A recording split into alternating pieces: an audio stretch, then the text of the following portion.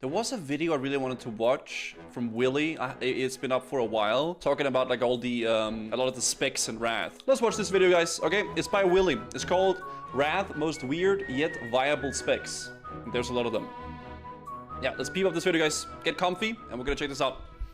Trees and spell combos did one thing. Throughout World of Warcraft's history, if you can say the old school talent trees and spell combos did one thing right, it was allowing creativity, flexibility, and just for plain fun to happen. Sure, back then your class still had the cookie cutter, everybody knows this talent build is good and it works, but there were also so many other variations. Ideas where players took advantage of creative use of game mechanics to make their own specs that fit a niche, opened a new playstyle, or proved that a certain class or spec had more to it than meets the eye. And I think that's what's fun about talent trees, making your own specs. We had things like the tank shaman, the spell power hunter, the smite priest. Moving into TBC, there was the notorious rise of the shockerdin. These specs, while still unique in the way they Yo, Cherries! Thank you for the tier 1. Yeah, Demolocks get the demon form in Wrath. Yeah, the demonology thing. Thank you, Cherries, for the tier 1. played, well, they weren't very good. Sure, they were different. But kind of for the sake of being different. The Wrath talent trees were the biggest they have ever been, on top of so many extra impactful abilities being added to the game. Wrath the Lich King saw by far the most weird specs pop up, and they weren't even mean specs either. Sometimes these new player creations were so powerful they had to be nerfed, and in many cases they were. Now, whilst Wrath Classic will be on 3.3.5 patch balancing, so we won't see the majority of these specs in action again, I thought it would be a fun trip down memory lane, or just to show you how things used to be during the expansion, and to take a look at some of Wrath the Lich King's weird yet viable specs. I want to start. I think before it starts, I think that's the thing that makes talent trees cool, and I also think that's why I'm really excited for, like, I know it might be Hobium. Let me half it, guys. Let me half my Hobium. That's why I'm quite excited for Dragonfight a little bit, because it seems like they are bringing back talent trees, which I think is awesome. Okay, it may be Hobium. It might be, but I hope that maybe that could bring some more diversity for the classes and some more stuff like that, right? There was always going to be a cookie cutter spec, probably, but it could be fun to have talent trees you can fiddle around with and make your own specs, right? But yeah.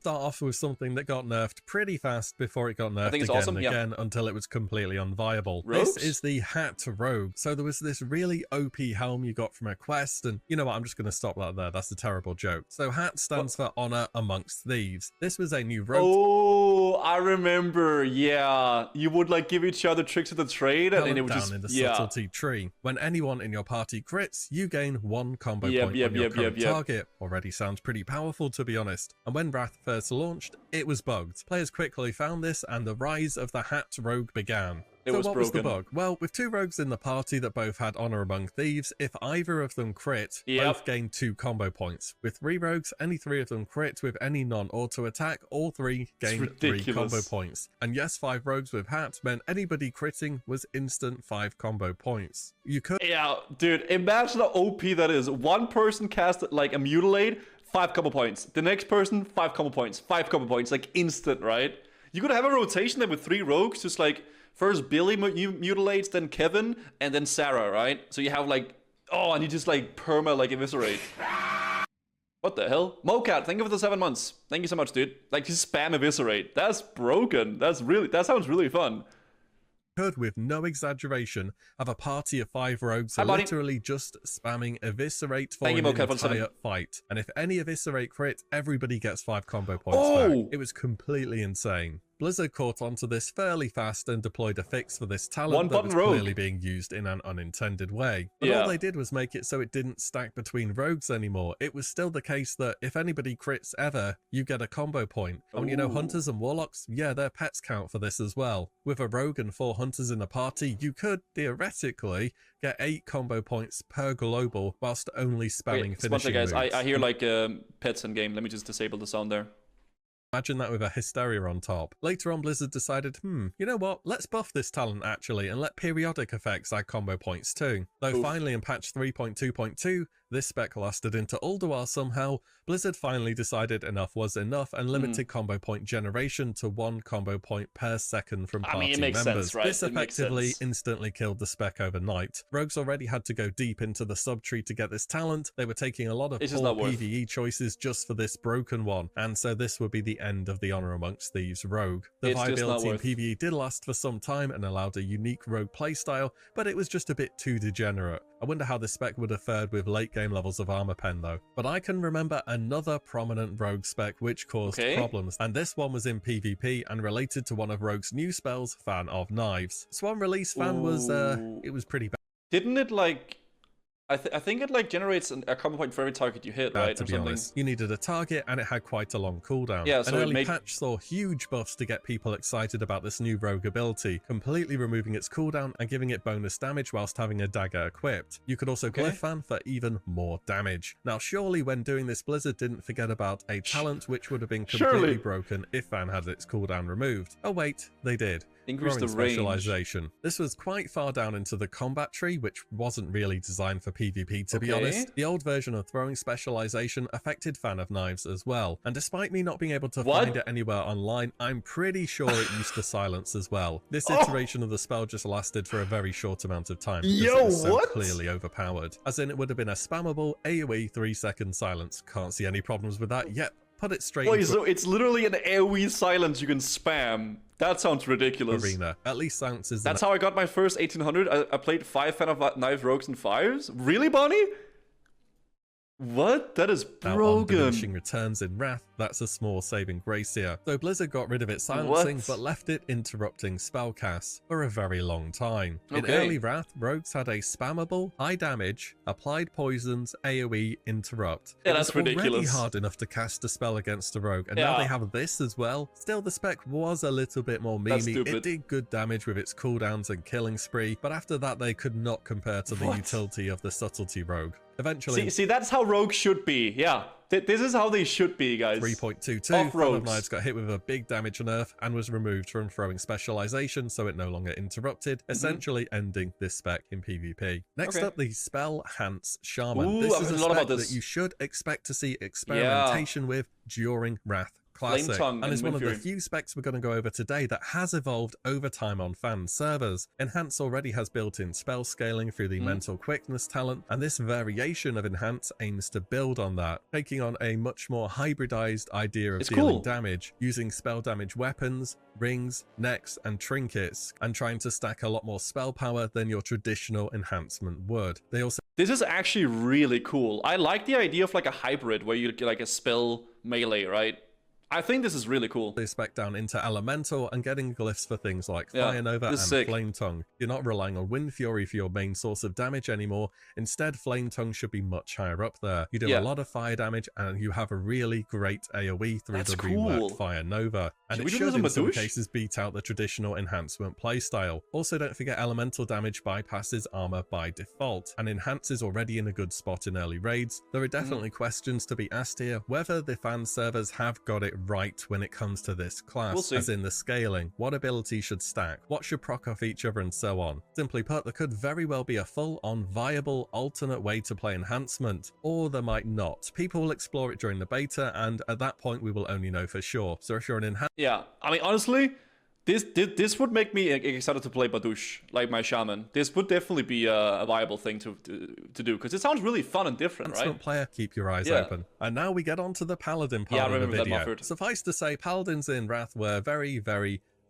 OP and had no shortage of busted specs. The first one I want to cover is Prot Holy Paladin. This was used in PvP. One of their new talents was Touched by the Light, which on the final patch balancing, as you can see here, turns strength into spell damage. This is so Prot scales as a PvE tank, but it didn't used to work like this. It used to turn stamina into spell power. 30% of your... Dude, Comic's little boy with the tier 3 for 6 months. Thank you so much. Stamina, as well as increasing your critical heals by 30% of your stamina. And Holy Gear for PvP, wouldn't you know it, had stamina on. A lot of stamina. Gladiator. What if we also were to fully gem stamina and equip trinkets with stamina? And take all the many Paladin talents that give you a percentage extra stamina. You end up with a class with a ridiculous amount of health and spell power. And remember, no spell damage or healing in Wrath, it's all spell power, which does both. A prot holy spec would look something like this. Disgusting. These are last patch talents, I couldn't find earlier ones, but it's just to give you an idea. This was literally a tank spec that if they ever landed a heal, would nearly go back to full health, and if they ever crit with Flash of Light, it was like a lay on hands. Through these talents, silences, interrupts, and stun duration are reduced by 30%. You had Aura Mastery to fully immune all interrupts and silences for 6 seconds, a cheat death through Ardent Defender, a 30-second cooldown on Hammer of Justice, which is a 6-second stun, a 3-second silence on Avenger Shield, again 30-second cooldown. Don't forget about Sacred Shield either, that provided massive absorbs and pretty much guaranteed a Flash of Light crit. The main weakness, well, as you can see, they have nothing which is instant cast, but they have a ton of utility, and they existed at the same time as the Fan of Knives spam rogues, meaning they were susceptible to getting trained down, but one heal and it's a full boss reset on the prot holy paladin. This is toxic, absolutely toxic, man. Either way, Touched by the Light was the real backbone of this spec, and when that got changed from stamina to strength in 3.22, this kind of stopped being a thing. But that did not stop people from playing prot in PvP. Nope, they just went from healers to damage dealers. There isn't really too much to add on to what's already been said for how good Paladin is. Again, a 30-second cooldown on their big go between a 6-second stun and a 3-second silence. You could also glyph Avenger's shields for 100% more damage, and it only being single target, which actually made their burst very powerful as well. You won't see prot. Guys, I know I said this, right? But I'm not gonna lie, guys. I was one of those people who played a full armor pin, PvE geared warrior in prot spec, shield slamming people for 15k in BGs, okay? I literally played fully armor print PvE gear, and I went prot spec, and I shield slammed people in BGs, dude. It was so fun. Oh my god, I had so much fun doing that, dude. Oh, it was fun. That was fun. I don't think, but you will see prots now and again. And you know what? Neither of these were even the most OP shield slam 12k. PvP. There's been prot holy, there's been just prot, and of course there's still ret and holy, which players you would expect them to. And 5k revenge. What if we have a paladin spec which does everything? A prot, holy, ret build. Well, you know what? It exists, and it will be a viable playstyle in Wrath Classic. This is a fan server creation which is known as the Preg Pala, named after the player who popularized the idea. This Paladin spec kind of covers all three. I thought it meant something else. Okay, 3 roles in one. You deal damage through Shield of the Righteous and Judgment. You take tanking talents for extra utility. Your off heals are very powerful through Arts of War and Sheath of Light. With a fast weapon and Reckoning, you can proc an instant cast Flash of Light, which heals a lot, and probably crits if you have Sacred Shield up. Quite literally every single global. Jeez. And yes, you deal damage with a 1-hand and a shield instead of a 2-hand, and it's a paladin after all, so yeah, it still does damage. You have strong setup with Hodge and Repentance, and are hard to kill because, well, because you're a semi-tank. It does need some gear to really get going, however, especially a good weapon, but fully expect to see people playing this in Wrath Arena. It's an absolute nightmare spec to face, and is a similar feeling to seeing the arena gates open in TBC and facing a hunter with 2 healers. Okay, that's about enough about Paladin for now. Next up, some DK goodness. You better believe there was so many different, viable, and equally overpowered DK is fun. Like, I know a lot of people are gonna main DKs in Wrath, and it's like, DKs are sick, bro, man. They're so cool, especially in Wrath, man. Do y'all remember in early Wrath when DKs had like a talent to resurrect as a ghoul, and that ghoul literally was the most broken thing in the world? It had like a leap and like 2 other abilities, and it was so disgustingly OP, man. Oh my god. Back in the day. I want to do a full breakdown on the DK from launch to final patch soon. Anyways, the Shadowfrost Death Knight was a PvP build that is probably the closest we've ever gone to I'll stop. I'm sorry. I can't. So Death Knights in early Wrath could pretty much throw their talent points wherever they wanted, and they were overpowered. This spec focused on turning the new melee class into a caster. They dealt their damage mainly through Icy Touch and Death Coil. An old Icy Touch glyph would make it generate loads of runic power, and when DKs finally closed the gap, their melee damage was just way overtuned. Oh, and they also had the old version of Plague Strike, which early on just straight up removed a heal over time effect. Yeah, that seems fine, doesn't it? Death Knight's Interrupt was also not melee range, and Icy Touch and Death Coil, when talented, were 25-yard range. So your effective damage range for a melee was, it wasn't melee. I'm going to show some example talents here as well. There is so much flexibility on how far you wanted to go down both the Frost and Unholy trees, but some key talents here were Black Ice, Chill of the Grave, and Rime in the Frost tree, and in Unholy, Impurity, and Unholy Blight. All of these things would really ramp up your spell damage, and making your diseases undispellable was also absolutely pivotal to the spec. What's that on the left? It's no good. This is blood. This is blood Death Knight. This is like healing and like self-heal and stuff. I'd consider going down the Frost tree, enough to pick up Hunger and Cold, which is a 1-minute AoE CC, very good for setup. Shadow Frost overall was more for fun though, and you lack the survivability that Unholy could offer. Playstyle wise, it was really simple. Keep those runes on cooldown, spam Icy Touch. Imagine not playing Gargoyle that's a little stronger than a gear player. Unholy, I remember Unholy Death Knights being disgusting. When you have runes, and when you have runic power, spam Death Coil. Very simple, very effective. That was Death Knights early on. Another DK spec then. I feel people aren't going to like hearing Blood is in a video about sort of meme specs, but early on in Wrath of the Lich King, it was 100% a legitimate DPS spec. I know that for certain. Frost was supposed to be the tanking spec, if I recall correctly. I played one. It's not nearly as good on 3.3.5, unfortunately. It's been turned into a tank-oriented spec, whilst Frost and Unholy are there for the DPS. So what makes it work early on but not later? Well, it's kind of the same thing as every single other weird and wild DK spec out there. They were just really overpowered. They could do anything. I remember that summon weapon thing. Whenever you like could summon a weapon, it would cast like the same spells as you. You would like Icy Touch, the green attack, and then like you would like spread all the things to everything, and you would just had so much like dots on everybody, man. They wanted. Here's the kind of spec you might consider, and the original Dancing Rune weapon was absolutely nuts. Early on, it would copy everything the DK did, even Army of the Dead. It lasted for much longer and did a huge... Wait, I don't remember that.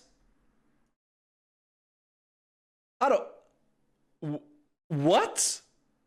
It even did Army of the Dead? Huge portion of your damage, and as you can see in the patch note here, it was hit by a lot of nerfs early on. Imagine this version of Dancing Rune weapon with a Hysteria on top. This gave the Blood DK DPS an incredibly potent opener with cooldowns. They that's also ridiculous. auto-cleave through Heart Strike, and Death Strike could scale with their runic power through a glyph. This spec was also more or less entirely physical damage focused, which despite low armor pen values early, it was still competitive due to how short fights were and the power of its cleave and burst setup. Blood DPS is kind of a thing, I guess, if you really want it to be, but in patch 3.2 and beyond, we can see how Blizzard have begun to shift its direction, but the tier set of Blood is only really benefiting tanking. It's a tank. I've no doubt people will try it all the same in Wrath Classic and will have some fun with it, but don't expect anything too crazy from Blood on final patch balancing. Next up, the Warlock. They've always had this strange side class fantasy of being a tank, so I feel as though I need to include it here. Back in vanilla, is that the one where you get like the demon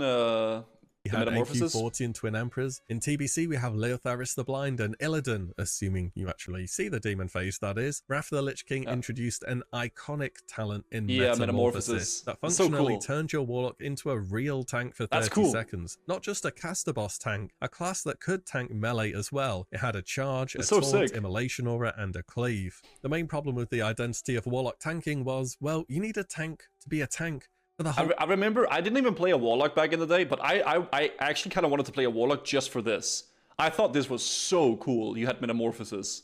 Fight. Not for 30 seconds every 3 minutes. Though on the Blood Council fight in ICC, there were guilds that still used a ranged tank. It made me want to play a Warlock. Traditional one. It doesn't stop Demo from being an overall fantastic PvE spec, but Locks tanking and Wrath as a main tank? Nah. I can see where the idea comes from, but it just doesn't really work. What about Warriors then? Do they get anything weird and wonderful? In Classic, we remember Fury Prot Warriors, the tanks with no shields pumping as much threat as they possibly could. In TBC, things are a little more sensible, and tanks are wearing shields, as designed most likely intended. In Wrath of the Lich King, however, for a period of time, a new This axe looks so cool. Sorry for interrupting. I like the way this axe looks a lot. Build was experimented with, which for a change is Arms Prot. This combined buffs to the unrelenting assault talent with improved revenge, meaning your revenge is auto-cleaving, does 80% bonus damage, and has practically no cooldown. Due to going into the arms tree, you also got plenty more damage-oriented talents, whilst combining those with prot tree things such as improved defensive stance and one-handed spec for 20% more this. Damage. This is cool. Like, I like that you can like make so much stuff with talents. That's why I think talents is awesome. You can make like really weird, wonky stuff. Basically, you're trying to get the best of both worlds here to make your prot warrior really start to do some serious damage while still being a tank. The only thing is, well, you kind of need revenge to be proccing constantly, which means you need a decent number of mobs to be hitting you, which makes it more of a dungeon-based spec for tanking, which also wants to blast on the meters. It's not good for bosses, for rage, you still really want to be deep prot, and prot is a good dungeon spec by itself anyway, but if gear allows, this might be a fun spec to try out. It should still work, or at least a variation on it, which is a bit better than what I put together here. You could also PvP as a protection warrior too in Wrath.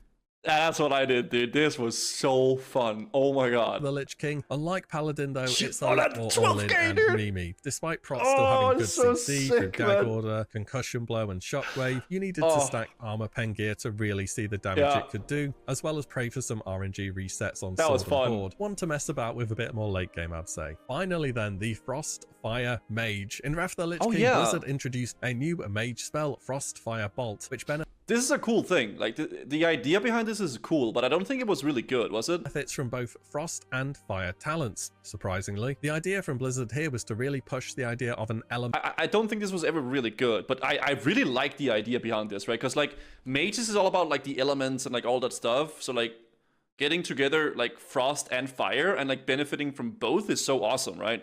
It was good, was it really? I never mained mage, but I remember this ability being a thing.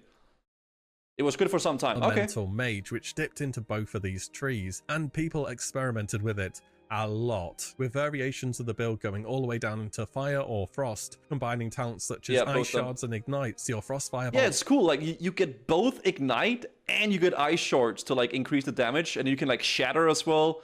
Like that's freaking cool. Did 100% bonus crit and then did 40% of that damage over 4 seconds. Yeah. Piercing Ice gave more flat damage, and Frostfire Bolt also worked with the infamous Hot Streak talent. That's cool. In the end though, it never proved more competitive than Arcane and then later Fire in PvE, or just Frost in PvP. Despite all the synergies through talents, it was always a 3-second cast and a 40-yard range, as well as just not really scaling too well compared to Fireball. Nevertheless, it was a fun theory craft. Perhaps something new will come out of it in Wrath Classic, which we've never thought of. And those are all the specs I wanted to cover today. There are actually a bunch more that I could go over, for real. Wrath has so many broken and weird specs that popped up over its duration. Those old talent trees and patch by patch class balancing really went a long way. Who knows, maybe Dragonflight will see a return to this. If you know of any other emergent specs or niche uses for spells in Wrath of the Lich King, do drop them down below. I'm definitely up for doing another one of these videos. They're a lot of fun to research. That's everything from me today though. As always, thank you so much for watching and listening in, and I shall see you all in the next one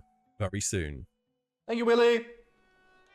Good video, man. I think like, oh, the music. I think it's so...